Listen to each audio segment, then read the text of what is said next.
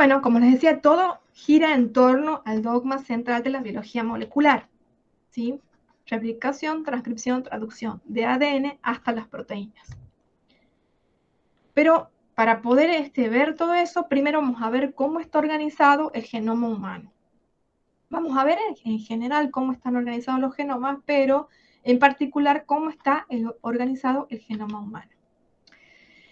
¿Cómo definimos al genoma? ¿Qué quiere decir genoma? Es la totalidad de la información hereditaria de un organismo. Este suele estar codificado en el ADN, pero en algunos virus está codificado en ARN. Este genoma va a incluir genes y secuencias no codificantes. Los eucariotas tienen 2 o 3 genomas. ¿Sí? Los animales tienen 2 genomas, tienen el genoma nuclear y el mitocondrial, y los vegetales además tienen el genoma plástido. Pero cuando hablamos normalmente del genoma nos referimos al nuclear. Y la genómica es la ciencia que se dedica al estudio de los genomas. Yo les decía que el genoma incluye genes y secuencias no codificantes. Vamos a definir entonces el gen como cualquier fragmento de ADN que se transcribe a ARN.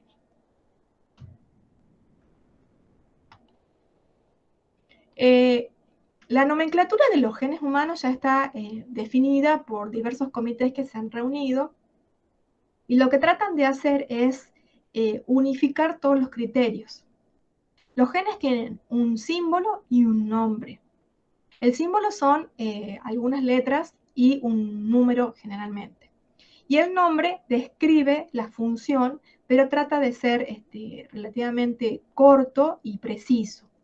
Y se usa el idioma inglés para definir el nombre del gen. Y acá tenemos 2 ejemplos. ¿Por qué les hago esta aclaración con respecto a la nomenclatura de genes humanos con respecto a otros genes? Los genes de bacterias, por ejemplo, que ya vamos a ver en algunas clases, no se escriben con letras mayúsculas latinas. Se escriben con letras latinas, pero letras minúsculas y siempre en cursiva. Entonces, cuando veamos más adelante, un gen bacteriano escrito, no lo vamos a ver como en este caso, sino lo vamos a ver con letras minúsculas en cursiva. Y cuando veamos la proteína codificada por ese gen, sí va a estar también con un símbolo que van a ser en letras en mayúscula sin cursiva.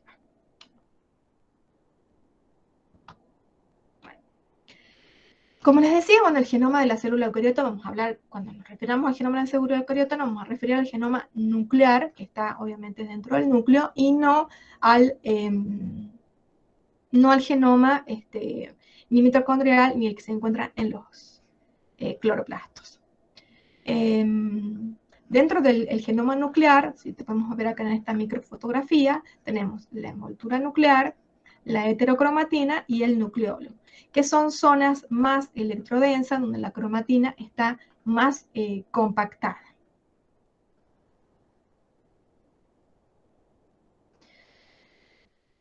¿Cuál es el tamaño del genoma en diferentes organismos? En un principio se consideraba que a mayor complejidad del organismo, su genoma era de mayor tamaño, es decir, que estaba constituido por una mayor cantidad de nucleótidos.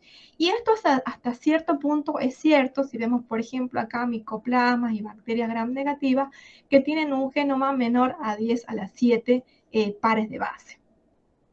A medida que va aumentando la complejidad, va aumentando el tamaño. Sin embargo, vemos, por ejemplo, en el caso de los anfibios o de las plantas con flores, que pueden llegar a tener un genoma con un tamaño de 10 a la 11 pares de base, mientras que los mamíferos tenemos un genoma alrededor de 10 a la 9 pares de base. Entonces, en esta zona ya superior, podemos ver que no hay tanta relación entre la complejidad del organismo y el tamaño de su genoma. Acá está puesto en una escala y acá está puesto en números, si lo podemos ir viendo. Y acá además tiene una relación con la cantidad de genes que tiene el organismo. Como podemos ver, ¿sí? Esta planta, que es Arabidopsis, tiene un genoma que es mucho más chico que el de Homo sapiens. ¿sí? Que el del hombre. Sin embargo, tiene aproximadamente la misma cantidad de genes. Esto nos puede indicar dos cosas, que los genes de humanos son más largos, o sea, que cada gen humano tiene mayor cantidad de nucleótidos, o puede indicar que en el genoma humano hay gran cantidad de ADN que no forma parte de los genes. Y esto es realmente lo que pasa. Vemos, por ejemplo, esto es Saccharomyces cerevisiae, que es una levadura, y vemos en rojo todos los genes que tiene esta levadura. ¿Sí? Vemos que tiene una gran cantidad de genes y tiene en celeste una pequeña cantidad de repeticiones dispersas en el genoma que no forman parte de los genes. Vemos acá el genoma humano, ¿sí? Que en la misma proporción de kilobases, ¿sí? En el mismo fragmento relativo, tiene muchos menos genes y mayor cantidad de repeticiones dispersas. Es decir, que en el genoma humano hay una gran cantidad de secuencias que no forman parte de los genes. ¿Sí? Acá vamos a ver más claramente. Este es un cromosoma humano en mitosis que está completamente compactado. Estas son las dos cromátides hermanas. Cada cromátide tiene 48 por 10 a la 6 pares de base. Vamos a amplificar este pequeño sector y vamos a ver en rojo y marrón los diferentes genes, ¿sí? Y en grises todas las secuencias que no forman parte de los genes o que no llevan información. Vamos a amplificar esta pequeña zona, el 1% del brazo que tiene 4 genes, perdón, ¿sí? Y tienen todas estas zonas grises que no forman parte de los genes. Ahora, incluso si amplificamos este pequeño gen que tenemos acá, vamos a ver que a su vez el mismo gen tiene secuencias que se denominan intrones, como las ven acá, que no forman parte de la proteína madura. Es decir, a lo largo de todo el cromosoma hay secuencias que no son codificantes. Pero incluso dentro del mismo gen hay secuencias que se denominan intrones que tampoco llegan a codificar la proteína madura. Entonces, en resumen, el genoma humano tenemos el genoma mitocondrial, al que no nos vamos a dedicar, y el genoma nuclear, que tiene un tamaño aproximado de 3,2 por 10 a la 9 kilobases. Este genoma nuclear está formado por genes y secuencias relacionadas con genes y por ADN extragénico, ¿sí? Vamos a ir viendo esto. Si lo vemos en porcentajes, la zona o la cantidad de ADN que forma parte de los genes, ¿sí?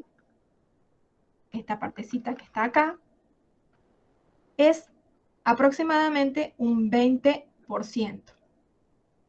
De eso solamente este pequeño pedacito es el codificante y todo lo demás son los intrones. Y después tenemos ADN no repetido que no es intrón ni codifica ARN y secuencias repetidas.